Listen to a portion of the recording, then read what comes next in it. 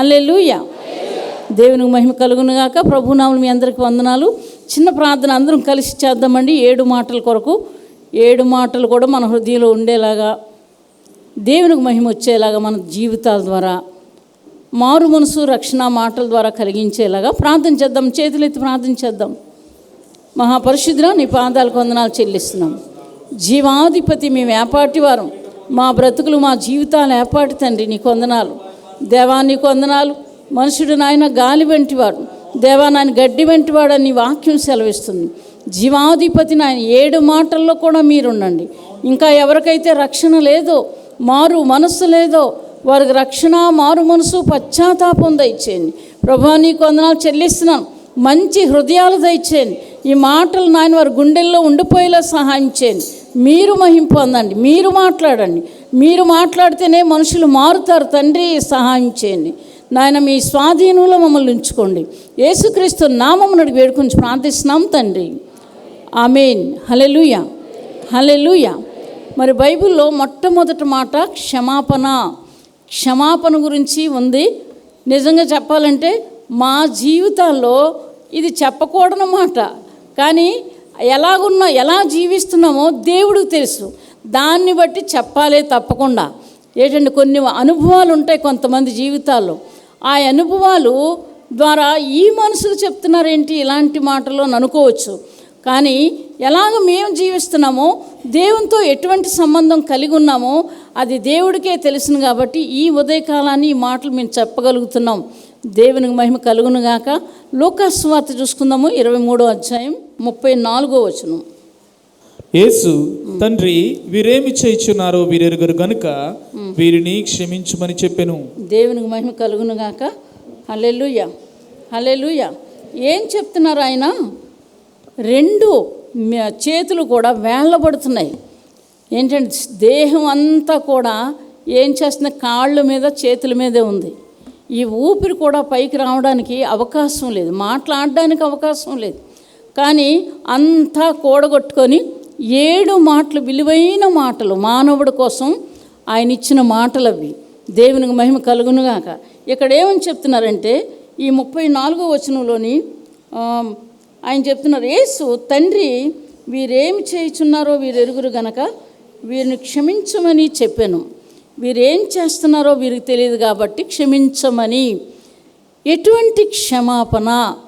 ఒక ఆయనట రిచర్డ్ ఉర్బ్రాండ్ గారితో పాటు జైల్లో ఉన్నారట. కొంతమంది జైల్లో ఉన్నారట, ఆయన కూడా జైల్లో ఉన్నారు. అయితే అందులో ఒక అతను ఏం చేశాడు, డిమేత్రి అనేటువంటి వ్యక్తిని ఈ వెన్నుపూస మీద రాడ్డుతో కొట్టిస్తే వెన్నుపూస అంతా విరిగిపోయింది. మెడ తప్ప ఇంకేమీ కదలదు. కనీసం చేతులు కూడా నీళ్లు తీసుకోవడానికి అవకాశం లేదు, ఒళ్ళు కదలదు. అటువంటి భయంకరమైన పరిస్థితిలో ఇంటి దగ్గర హాస్పిటల్లో ఉన్నారంటే నర్సు ఉంటుంది, లేకపోతే అక్క చెల్లెలు, తల్లిదండ్రులు, అన్నదమ్ములు, కుటుంబస్తులు ఎవరో ఒకరు చేసేవాళ్ళు ఉంటారు.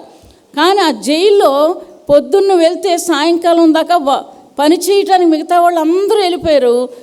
నీళ్ళు తాగడానికి కూడా అవకాశం లేని పరిస్థితులు అలా పడిపోయి ఉన్నాడు. పడిపోయి ఏడుస్తున్నాడు, భయంకరంగా ఏడుస్తూ ప్రార్థన చేస్తున్నాడు, నీళ్ళు కూడా తీసుకోలేని పరిస్థితుల్లో. అటువంటి పరిస్థితులు ఒక రోజు అయిపోయింది. తర్వాత మరుసటి రోజు ఆ కొట్టిన అతను వచ్చి అంటున్నాడు, నేను చాలామందిని కొట్టాను, నేను చాలామందిని హింసించాను, వాళ్ళు క్షమించరు, తర్వాత దేవుడు కూడా క్షమించడు, తర్వాత నువ్వు కూడా నన్ను క్షమించవు, కానీ నేను చేసిన దానికి నేను బాధపడుతున్నాను, నేను చాలా బాధపడుతున్నాను, ఏడుస్తున్నాను, నాకు పరలోక రాజ్యంలో కూడా స్థానం లేదు అని ఆ వ్యక్తితో చెప్తున్నాడట. చెబుతూ నేను ఉరేసుకొని చనిపోవాలనుకుంటున్నాను, నేను ఎందుకు నా బ్రతుకు, అనేక మంది జీవితాలు నేను పాడు చేశాను, ఇలాగే అవయవాలు ఎరగొట్టాను, నేను వాళ్ళు పనికి రాకుండా నేను చేశాను, ఇటువంటి జీవితం నేను చాలా బాధపడుతున్నానని ఆ వ్యక్తి చెప్తున్నప్పుడు ఈయన అంటున్నాడు, నా చేతులు కదలవు, నా కాలు కూడా లెగదు, నా మెడ మాత్రమే కదులుతుంది, కనీసం నేను ఏం చేయడానికి కూడా నాకు ఆధారం లేదు, అయితే నిన్ను కౌగిలించుకోవాలని నాకు ఉంది అని అంటున్నాడట. ఆలకిస్తున్నారండి? వినపడుతుందా? ఎంతమంది వింటున్నారు? దేవునికి మహిమ కలుగునుగాక. హల్లెలూయా. నేను కౌగిలించుకోవాలని నిన్ను నాకుంది నా మనసుకి, కానీ నేను చెయ్యలేను ఆ పని అని ఆయన చెప్తున్నారట. యేసు ప్రభు వారు ముందు మనల్ని క్షమించారు, నేను క్షమిస్తున్నాను. ఆ మిగతా వాళ్ళ సంగతి ఏంటో నాకు తెలియదు, కానీ నేను మాత్రం క్షమిస్తున్నాను అని అన్నాడట. అప్పుడు ఈ వ్యక్తి ఏం చేశాడట, అతన్ని వెళ్ళి గట్టిగా కౌగిలించుకున్నాడట. దేవునికి మహిమ కలుగునుగాక. ఎవరు కొట్టిన వ్యక్తి, ఈ దెబ్బలు కొట్టి పడిపోయి లెగలేనటువంటి వ్యక్తిని వెళ్ళి కౌగిలించుకున్నాడట. నీవు ఈ మాటలు చెప్పావే, ఈ మాటల వల్ల నా హృదయంలోని ఏదో బాధ, నాకు కూడా క్షమాపణ ఉంది అన్నటువంటి ఉద్దేశం నాకు వచ్చింది. వచ్చి నేనెవరిని కూడా నేను కొట్టడమే కానీ ఎవరిని కౌగిలించుకోవడం అది నేను చేయను. కానీ ఈరోజు నీవన్న మాట నా హృదయంలోకి వెళ్ళి నన్ను గుచ్చుతుంది, నాకు బాధ కలిగిస్తుంది, నాకు ఏడుపు వస్తుంది. దేవుడు నన్ను క్షమిస్తాడా? నువ్వు నన్ను క్షమించవా? నీ నడుము ఇరిగిపోయింది, నీ మొత్తం అవయవాలన్నీ ఇరిగిపోయాయి, దేనికి నువ్వు పనికిరావు, నువ్వు నన్ను క్షమిస్తున్నావా అని అడుగుతాడు. నేను హృదయపూర్వకంగా నేను క్షమిస్తున్నాను అని చెప్పినప్పుడు ఆయన వెళ్ళి కౌగిలించుకొని ఈరోజు సేవ చేస్తున్నాడు అతను. దేవునికి మహిమ కలుగునుగాక. క్షమాపణ, క్షమాపణ, అటువంటిది క్షమాపణ. దేవునికి మహిమ కలుగునుగాక. హల్లెలూయా, హల్లెలూయా. యేసు ప్రభు మాటలన్నీ కూడా క్షమించడం, క్షమించడం, క్షమించడం. కొన్ని విషయాల్లో క్షమాపణ లేదు, కొన్ని విషయాల్లో క్షమాపణ లేదు, కానీ ఆయన బైబిల్ అంతా కూడా క్షమాపణ గురించే చెప్తుంది. దేవునికి మహిమ కలుగునుగాక. హల్లెలూయా. అక్కడ యేసు ప్రభు చెప్తున్న మాట ఏంటంటే, యేసు తండ్రి వీరేమి చేయుచున్నారో వీరెరుగురు గనుక వీరిని క్షమించుము. ఎంతో బాధ, ఒళ్ళంతా రక్తం కారుతుంది, ఎక్కడా ఖాళీ లేని కొరడా దెబ్బలు, వీపంతా రక్తమే. ఏంటంటే ప్రతిదీ తల నుంచి ఇలాగా కింద కాళ్ళ దాకా కారుతూనే ఉంది, చేతులన్నీ కారుతూనే ఉన్నాయి, కాళ్ళు అరికాళ్ళు కారుతూనే ఉంది. ఇటువంటి భయంకరమైన బాధలో ఏం చెప్తున్నారు, వీరేం చేస్తున్నారో తెలియదు, వీరిని క్షమించమని తండ్రిని వేడుకుంటున్నట్లుగా మనం చూస్తున్నాం. ఆయన 7 ప్రార్థనలు సిలువలో చేశారు. ప్రతిదీ కూడా మానవుల కొరకే. లాస్ట్ ఒక్క మాట మాత్రం, నా ఆత్మని నీకు అప్పగిస్తున్నాను, అది విలువైంది కాబట్టి నా ఆత్మని నీకు అప్పగిస్తున్నానని లాస్ట్ మాట చెప్పారు. మిగతా 6 మాటలు కూడా మన కోసమే. ప్రపంచంలో ఉన్న ప్రతి మానవుడి కొరకు క్షమాపణ, దేవుడు క్షమాపణ భిక్షే పెట్టాడు చెప్పాలంటే. దేవునికి మహిమ కలుగునుగాక. హల్లెలూయా. కొంతమంది క్రైస్తవులు చూస్తే నేను అనుకునేదాన్ని ఫస్ట్ స్టార్టింగ్లోని, వీళ్ళు ఎన్ని సంవత్సరాలు అయిందో నమ్ముకున్నారు, వీళ్ళు ఎన్ని సంవత్సరాలు అయిందో నమ్ముకున్నారు, నాకు ఇప్పుడే వచ్చింది రక్షణ, ఈ సంగతి ముందు నాకు తెలియలేదు, ఇలా మనసులో అనుకుంటూ ఉండేదాన్ని. ఎందుకు? ఆ దేవుడు ఏదైనా చేస్తాడన్నటువంటి ఆశ. దేవుడు క్షమిస్తాడు, మరి అలాగనే ప్రార్థన ఆలకిస్తాడు, మన పరిస్థితులు మారుస్తాడు. ఇన్ని కార్యాలు చేస్తున్న దేవుడిని నేను ఎందుకు వదిలేశాను అని బాధపడతా ఉండేదాన్ని నేను. దేవునికి మహిమ కలుగునుగాక. నాకు ఆ సమయంలోనే దేవుడు రక్షణ ఇచ్చాడు. దాన్ని బట్టి దేవుడికి ఎన్నైనా వందనాలు చెల్లిస్తున్నాను. కాబట్టి ఇక్కడ ఈ మాట చెబుతున్నారు. ఇంకో మాట చూసుకుందాము. మత్తయి సువార్త 5వ అధ్యాయము 44వ వచనం. మత్తయి సువార్త 5వ అధ్యాయం 44వ వచనం. నేను మీతో చెప్పినదేమనగా, మీరు పరలోకమందున్న మీ తండ్రికి కుమారులై ఉండునట్లు మీ శత్రువుల్ని ప్రేమించుడి, మిమ్మల్ని హింసించే వారి కొరకు ప్రార్థన చేయుడి. మిమ్మల్ని హింసించే వారి కొరకు ప్రార్థన చేయుడి. సంవత్సరాల తరబడి ఏంటండి, ఒక సహోదరినట కావాలని చేసిన పని, ఆ పని ఏంటంటే కొట్టడమే. ఆ ఒక గదిలాగా ఉంటుందట, బక్క చిక్కిపోయింది, ఎముకలు మాంసం తప్ప మాంసం లేదు, తొక్క దుమ్ములు. అటువంటి వ్యక్తికి ఒక పూటకి దయతలిచి అన్నం పెట్టేవాడట. ఆ లోపల ఉండడం, కొట్టడం, తిరిగి అన్నం పెట్టడం, అలాగా ఒక 20 సంవత్సరాల దాకా బ్రతికే ఉంది ఆవిడ. దేవునికి మహిమ కలుగునుగాక. హల్లెలూయా. మరి ఎంత ఓపిక ఇచ్చాడో మరి తెలియదు, కానీ రోజు కొట్టడం, అంత అన్నం పెట్టడం, ఒక గ్లాసు నీళ్ళు ఇచ్చేవాట, అవే తినుండేదట. మరి కన్నీరు మున్నీరులాగా ప్రార్థన చేసిందట ఆవిడ.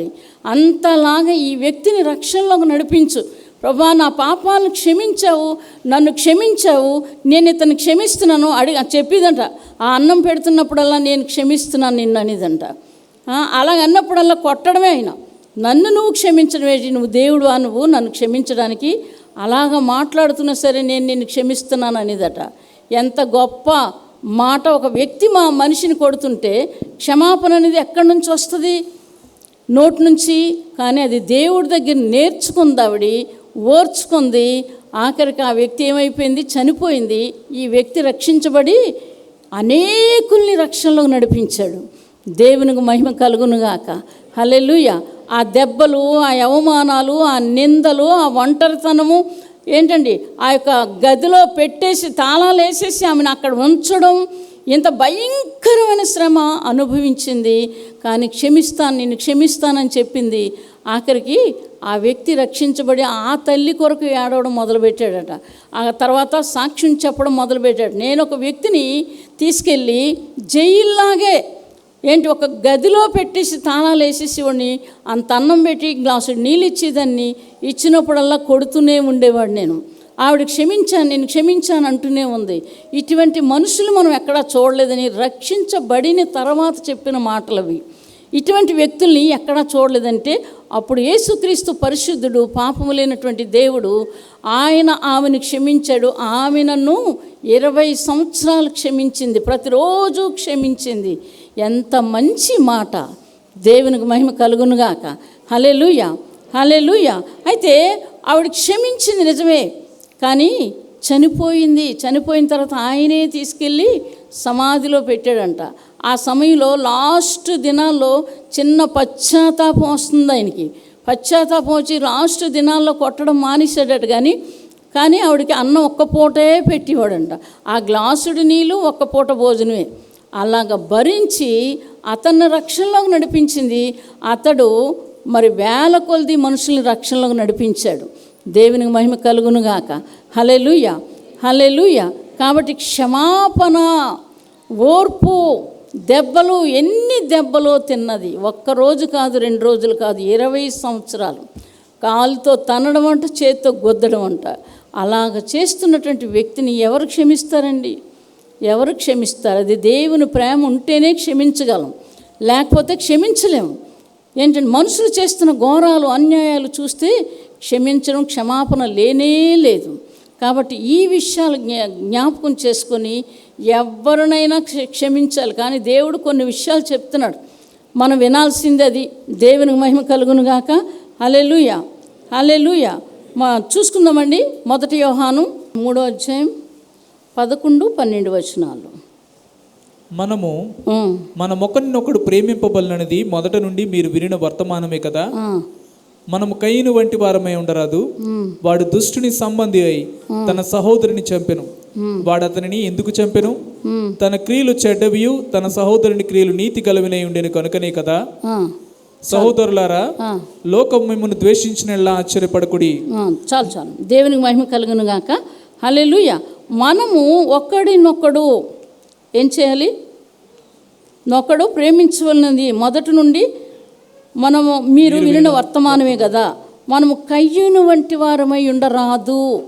దేవునికి మహిమ కలుగునుగాక. అక్కడ ఏం చెప్తున్నారు? ఇక్కడ యోహాను చెప్తున్న మాటలు ఏంటంటే 2 మాటలు చెప్తున్నాడు. అక్కడ పుట్టినటువంటి వ్యక్తులు 4, ఆదాము, అవ్వను దేవుడు చేశారు. వాళ్ళిద్దరు పుట్టినటువంటి వ్యక్తులు 2 ఈ 4 ఉన్నారు. ఆ దినాల్లో కయ్యూని మరి హేబేలు చనిపోయేటప్పటికి 4 వ్యక్తులు మాత్రమే ఉన్నారు. అయితే ఏంటంటే దేనికోసమట? తన క్రియలు చెడ్డవి. కయ్యూని క్రియలు చెడ్డవు కనుక ఏం చేశాడు? తన సహోదరుడు క్రియలు మంచివి కనుక అసూయతో ఏం చేశాడు? చంపేశాడు. కాబట్టి ఈ మాట ఇక్కడ యోహాన్ రాస్తున్నాడు ఏమని? ఇటువంటి మనస్తత్వాలు కానీ ఉంటే మీరు అటువంటి క్రియలు చేయకూడదు. దుష్టిని సంబంధి. మనం కయ్యూను వంటి వారమై ఉండరాదు. వాడు దుష్టిని సంబంధి అయి తన సహోదరుని చంపెను. వాడు అతన్ని ఎందుకు చంపెను? తన క్రియలు చెడ్డవి, తన సహోదరుని క్రియలు నీతి గలవైనవి ఉండును గనుకనే గదా. దేవునికి మహిమ కలుగునుగాక. చెడ్డ క్రియలు, మంచి క్రియలు మనం చూసుకోవాలి. మన క్రియలు ఎలాగున్నాయి? చెడ్డ క్రియలు, మంచి క్రియలు మనకు తెలిసిపోతాయి. ఏం చేస్తున్నామో మనకు తెలిసిపోతాయి. అందుకే ఇక్కడ కయ్యూను వంటి వారై ఉండకూడదు అని ఇక్కడ చెప్తున్నారు. కాబట్టి అటువంటి క్రియలు ఉంటే క్షమాపణ లేదు. అటువంటి వాళ్ళతో జట్టు కూడకూడదు. కీర్తన గ్రంథంలో దొంగతో కలవకూడదు, వ్యభిచారితో కలవకూడదు, నడవకూడదు. ఏంటండి ఇవన్నీ నువ్వు చేస్తున్నావంటే నీలాంటి వాడిని అనుకుంటున్నావా నువ్వు?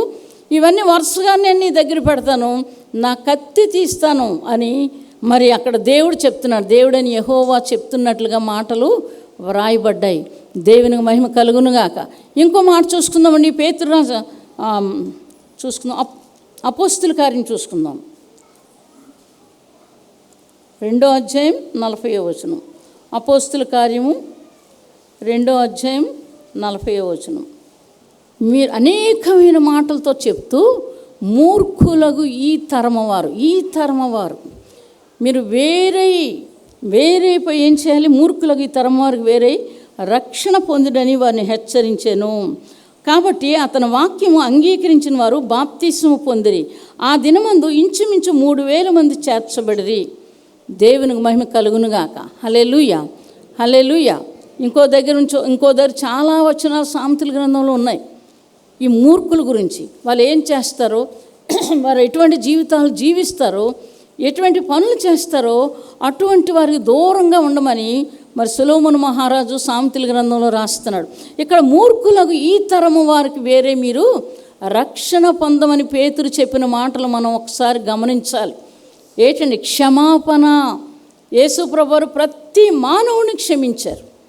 ఆయన రూపంలో చేసుకున్నారు. ఆయన స్వరూపంలోని మనిషిని చేశాడు కాబట్టి ప్రతి ఒక్కరిని క్షమించారు. అందుకే వాళ్ళకి ఏం జరగట్లేదేటని అనుకుంటాం మనం. ఆలోచిస్తాడు. అందరూ రక్షించబడాలని, అందరూ మారుమనసు పొందాలని దీర్ఘశాంతం వహిస్తున్నాడట ఆయన.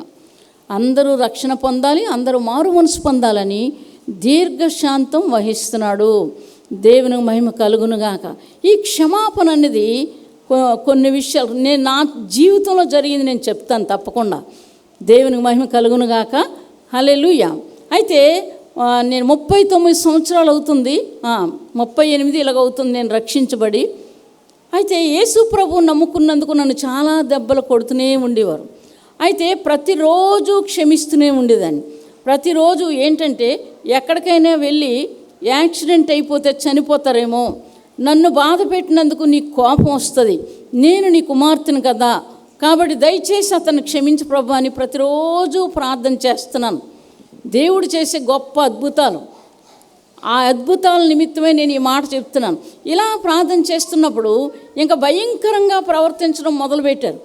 ఈ మొదలు పెడుతున్నప్పుడు నాకైతే నేనే చనిపోదామని అనేకసార్లు నేను కూడా చనిపోదామని నూతులోకి వెళ్ళిపోయాను. తర్వాత కిరసనాయిలు పోసేసుకున్నాను, ఇలా అంటించుకుందాం అనేసరికి ఆ చేతులు అగ్గిపెట్టి అక్కడ ఉన్న వాళ్ళు తీసేసుకున్నారు. లేకపోతే చనిపోదు నేను భరించలేక. ఇటువంటి పనులు నా జీవితంలో అనేకమైన జరిగాయి. ఏమి అనలేను, ఏమి అనకూడదు, బైబిల్ చెప్తున్న మాట కాబట్టి నేనేమి అనేదాన్ని కాదు. ఇలాగా జరుగుతున్న సమయంలో యేసు ప్రభువారు మరి ఒకరోజు ఒక బెంచి ఉండేది మా గుమ్మంలో.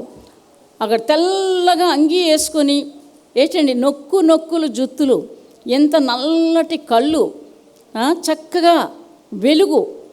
ఆ వెలుగులో ఎంత వెలుగంటే 2 కళ్ళు చాలవు.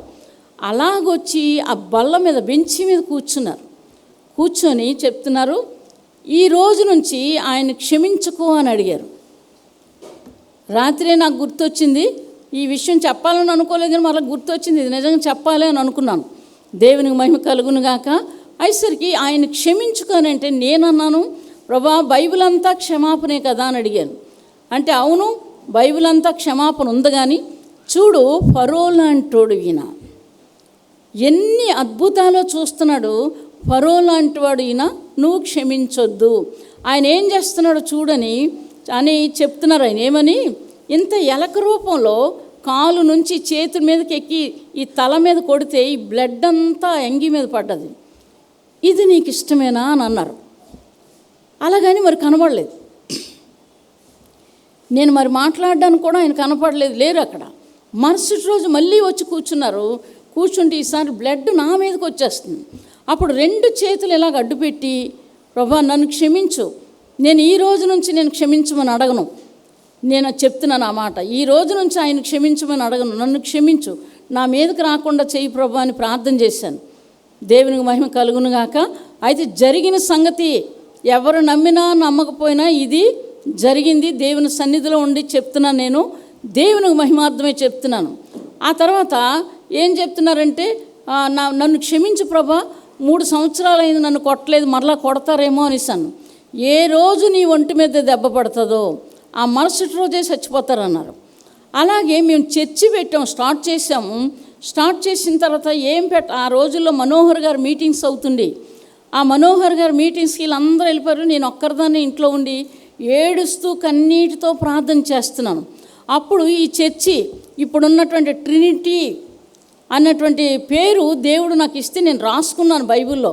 యెహోవా మందిరం, యేసుక్రీస్తు అధికారం, పరిశుద్ధాత్మ సహవాసం అని 3 మాటలు నాకు వినబడితే అవి రాసుకున్న తర్వాత కొన్ని రోజులకి మేము చర్చి స్టార్ట్ చేసాం. పెట్టిన తర్వాత అక్కడ ప్రభురాత్రి భోజనం ఒక ఆదివారం నాడు అందరూ తీసుకుంటున్నారు. అందరూ ఆదివారం తీసుకుంటే ఇక్కడ చర్చి పెడితే నేను ఒప్పుకోను వేయడం అని చెప్పి ఆడవాళ్ళ మీద మగవాళ్ళ మీద తోసేసి, ఏంటంటే వాళ్ళు ప్రభురాత్రి భోజనం తీసుకుని తోసేసి బూతులు తిడుతూ నానా హింస పెడుతున్నారు అక్కడ. అప్పుడు నేను అనుకున్నాను, ఇక చర్చి పెట్టడం దేవుని చిత్తం కాదు కావాలని నేను ఇలా పెట్టేశాను. ప్రభా, నా తప్పు అయితే నన్ను క్షమించి నేను మానేస్తున్నాను. అప్పుడు ఒక స్వరం వినబడుతుంది, నా ఇల్లు పాడు చేస్తే వారు ఇల్లు పాడు చేస్తానని స్వరం వినబడ్డది. ఇప్పుడు ఎటు వెళ్ళలేము, ఈ చర్చి పెడితే ఒప్పుకోనని ఆయన అంటారు, చర్చి పెడితే ఒప్పుకోనని ఆయన అంటున్నారు, నువ్వు చర్చి మానేస్తే ఒప్పుకోనని దేవుడు అంటున్నారు. అయితే నీ ఇల్లు పాడైపోతుంది, చర్చి కానీ మానేస్తే, దేవుని ఆలయాన్ని పాడు చేస్తే వారు ఇల్లు పాడు చేస్తానని ఒక మాట వినపడ్డది. నెమ్మది లేదు. ఏంటండి భయంకరమైన గొడవ. ఏంటంటే వచ్చిన వాళ్ళు అందరూ అంటున్నారు, ఇప్పుడు దాకా మేము కొన్ని విషయాలు చూసాము, ఇప్పుడు మేము ముఖాముఖిగా చూస్తున్నాము, ఇలాంటి వ్యక్తి అనుకోలేదు, ఇతను చనిపోతాడు అనుకోనే వెళ్ళిపోయారు. ఆదివారం అయిపోయింది, సోమవారం రాత్రి ఇంట్లో ఎవ్వరూ లేరు, 3 పిల్లలు బయటికి వెళ్ళిపోయారు. నేను ఒక్కరిదానే ఉన్నాను. కింద నుంచి ఏంటంటే గోళాలు అయ్యి ఎత్తేస్తూ పైకి వచ్చి నన్ను మరి ఎగిరి కొడితే ఈ చెయ్యంతా వాసిపోయిందండి. ఈలోగా పిల్లలు వచ్చారు. ఇలా 2 నెలలు ఈ చెయ్యి నొప్పి తగ్గలేదు. ఆ రాత్రికి ఎక్కడికి వెళ్ళిపోయారో తెలియదు. మాకు తెలిసినటువంటి కుటుంబాలు 3 కుటుంబాలను ఇంట్లో పెట్టుకున్నాను, ఎందుకు మళ్ళీ వచ్చి కొడతారేమో అని.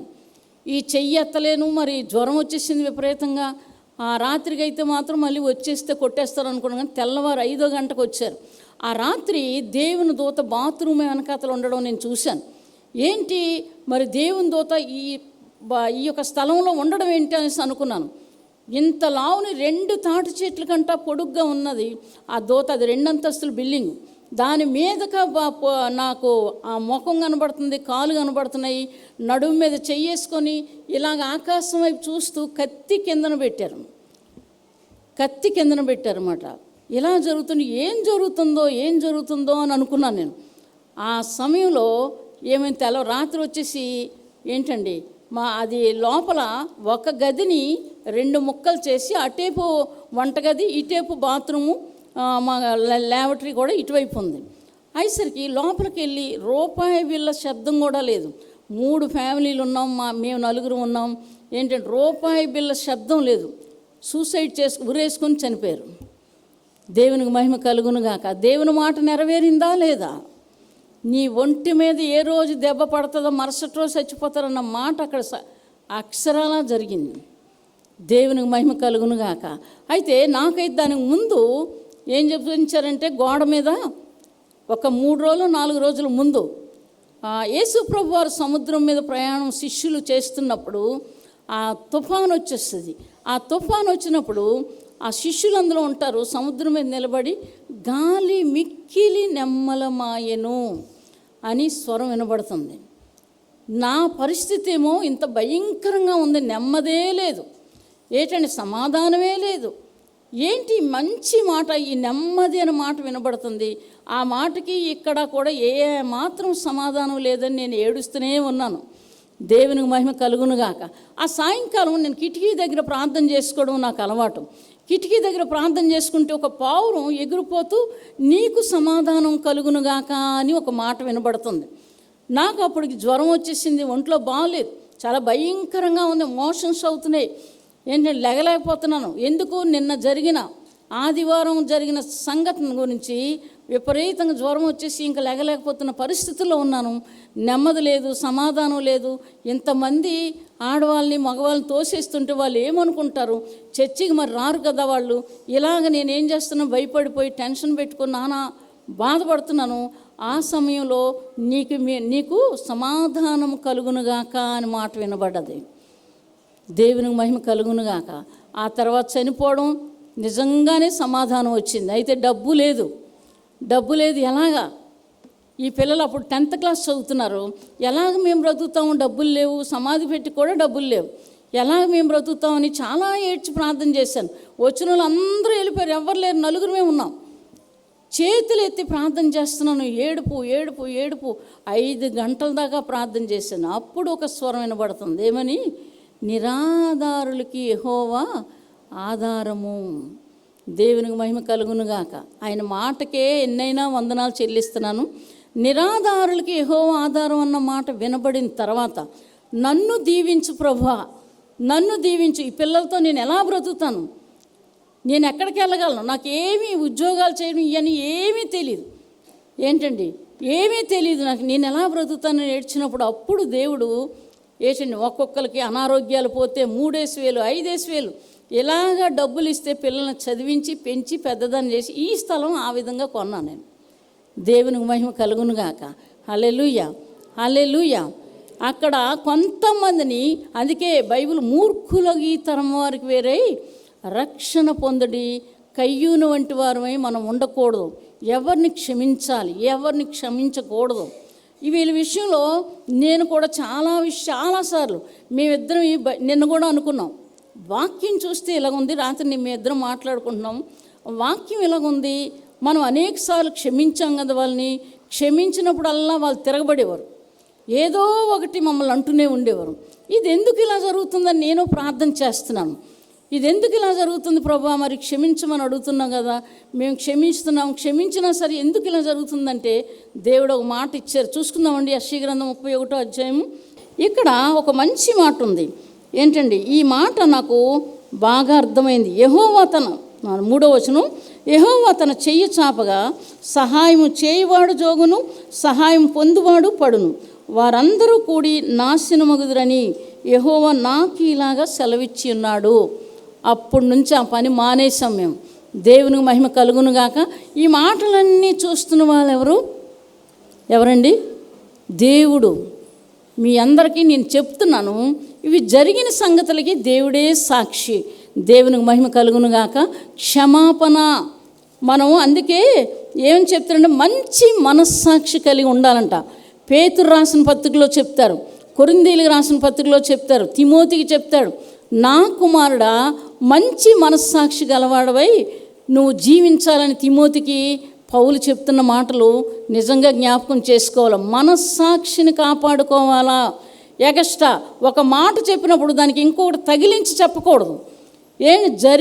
జరిగినట్లుగా చెప్పాలి. అది దేవుని రక్షణ పొందినటువంటి వ్యక్తులు మాటలవి.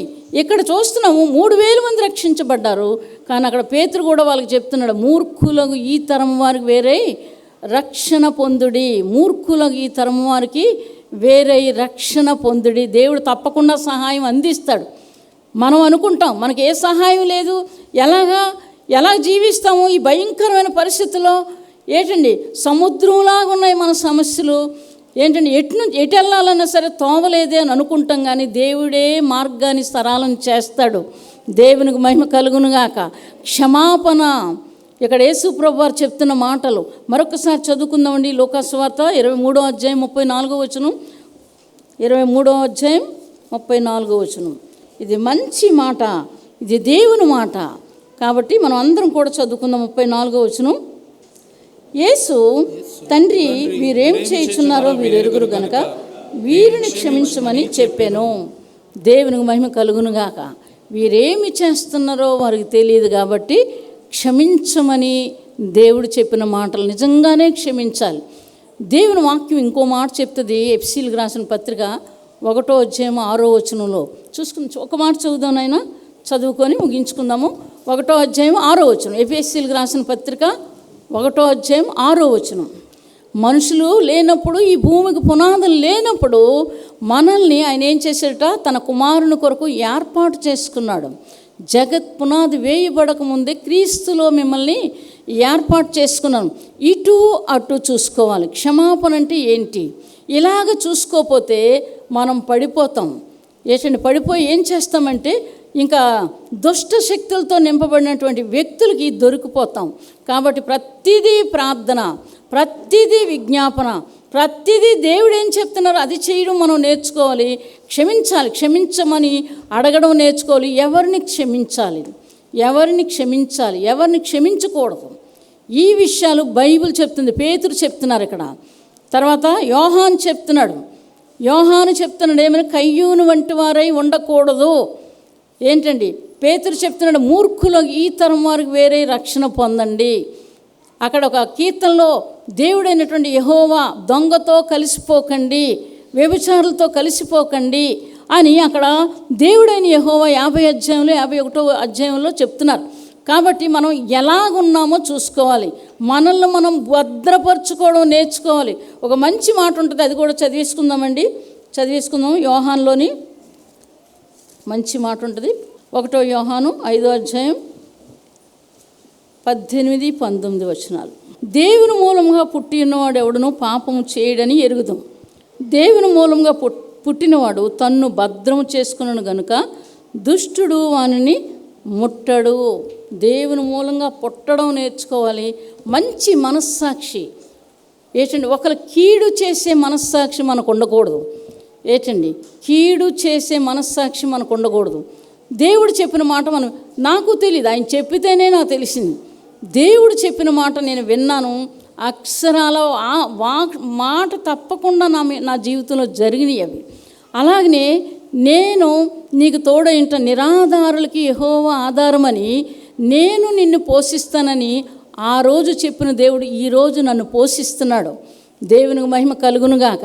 నేనే కానీ అలాంటి వ్యక్తినైతే నన్ను పోషించడు దేవుడు, నన్ను పోషించడు. నాకు ఒక మందిరం ఇవ్వడు, నాకు ఒక ఇల్లు ఇవ్వడు, నన్ను పోషించడు, నాకు భోజనం పెట్టడు, నాకు తిండి పెట్టడు, ఏమీ చేయడు ఆయన. కాబట్టి ఈ విషయాలు గమనించుకోవాలి. దేవుని కొరకు మంచి మనస్సాక్షి, క్షమాపణ కలిగిన మనస్సు, దుష్టులతో కలవకుండా ఉండే మనస్సు, కయ్యూనులాగా చంపే మనస్సు, ఇలాంటి మనస్సు లేకుండా ఎవరిని క్షమించాలి. దేవుడు క్షమించాడు నిజమే, అనేకులు నేను క్షమించి వదిలేశాను. ఎన్నో సంవత్సరాలు ఎప్పుడో చంపేస్తానని చెప్పిన దేవుడు క్షమించి ప్రభా రక్షించని అడిగినందుకు తిరిగి ఆయన క్షమించి 15 సంవత్సరాలు బ్రతికించాడు. దేవుడు ఈరోజు నన్ను పోషిస్తున్నాడు, పెంచుతున్నాడు, ప్రతి అవసరాన్ని ఆయన నాకు తీరుస్తున్నాడు. కాబట్టి ఈ జీవితం మంచి మనస్సాక్షి కలిగే జీవించాలి, కానీ చెడ్డదాన్ని మంచి, మంచిదని చెడ్డది అనకూడదట. ఈ విషయాలు గమనించుకొని క్షమాపణ కలిగిన మనస్సు. యేసు ప్రభు ఏం చెప్తున్నారో ఆ రోజు వరకు నేను క్షమించాను, దేవుడే నాతో చెప్పారు నువ్వు క్షమించొద్దు. ఆయన చెప్పినట్టు విన్నాను, దేవుడు అలాగే చేశారు. కాబట్టి ఈ విషయాలు దేవుని మాట మీరు వింటే తప్పకుండా మీరు బ్రతుకుతారు. వినకపోతే మాత్రం కొంచెం వింటాం, కొంచెం వినమంటే అక్కడ కుదరదు. మారు మనస్సు అంటే ఏంటో తెలుసుకోవాలి, రక్షణ అంటే ఏంటో తెలుసుకోవాలి, క్షమాపణ అంటే ఏమో తెలుసుకోవాలి, పరిశుద్ధత అంటే ఏమో తెలుసుకోవాలి. మరి ఇంకా చాలా వాక్యాలు ఉన్నాయి. చెప్తున్నారు అక్కడ మాటలు, చాలా మాటలు అక్కడ ఉన్నాయి. ఆయన చెప్తున్నారు అవన్నీ కూడా బైబిల్ మాటలు వినడం నేర్చుకోవాలి, ఆ విధంగా జీవించడం నేర్చుకోవాలి, మనస్సాక్షిని కాపాడుకోవడం నేర్చుకోవాలి, క్షమాపణ అంటే ఏంటో తెలుసుకోవాలి. దేవుడి మాటలను దీవించునుగాక. ఆమేన్. హల్లెలూయా, హల్లెలూయా.